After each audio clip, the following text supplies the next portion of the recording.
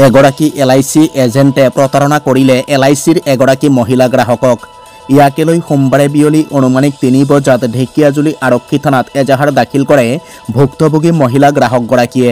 প্ৰাপ্ত অভিযোগ অনুসৰি বালিপৰাৰ কৃষ্ণা চৰকাৰ নামৰ মহিলা গ্ৰাহকগৰাকীৰ বিগত এবছৰ ধৰি LICৰ কিস্তিৰ ধন জমা কৰা নাছিল এজেণ্টগৰাকীয়ে। আজি ঢেকিয়াজুলি LIC অফিচত আহোঁতে বিষয়টো পোহৰলৈ আহে। এই সন্দৰ্ভত আজি ভুক্তভোগী মহিলাই ঢেকিয়াজুলি আৰক্ষী থানাত এজাহাৰ দাখিল কৰাৰ পিছতে সংবাদ মাধ্যমত এনেদৰে মন্তব্য প্ৰকাশ কৰে। মই কৃষ্ণা চৰকাৰ বালিপৰাৰ পৰা আহিছোঁ। ৰাতিপুৱা 7টাত ওলাই আহিছোঁ। আজি মই এতিয়ালৈকে মানে থানাতে আছোঁ। আহিছিলোঁ এই LICৰ মোৰ এটা মানে পইচা দি আছিলে এজেণ্টে। কি কৰিলে এবছৰৰ পইচাটো মোৰ মানে দিয়াই নাই।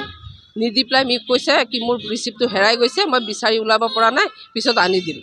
আৰু তাৰ নাম হৈছে সন্তোষ পানিকা। ইয়াতে এজেণ্ট হয়। মোক গৈ পেলাই দোকানৰ পৰা ৰিকুৱেষ্ট কৰি পেলাই মোক খোলাই পেলাই আজি মই যেতিয়া তাত গ'লোঁ, চালোঁ ৰিচিপ্ট চালোঁ, জমাই দিয়া নাই পইচা। তাৰপিছত মই ঘূৰি আহি পেলাই LICৰ পৰা তেওঁলোকে ক'লে তুমি তাৰ নামত গৈ পেলাই থানাত জনানি দিয়া। মই এইকাৰণে ইয়াত আহি পেলাই এতিয়া থানাত ৰখি আছোঁ।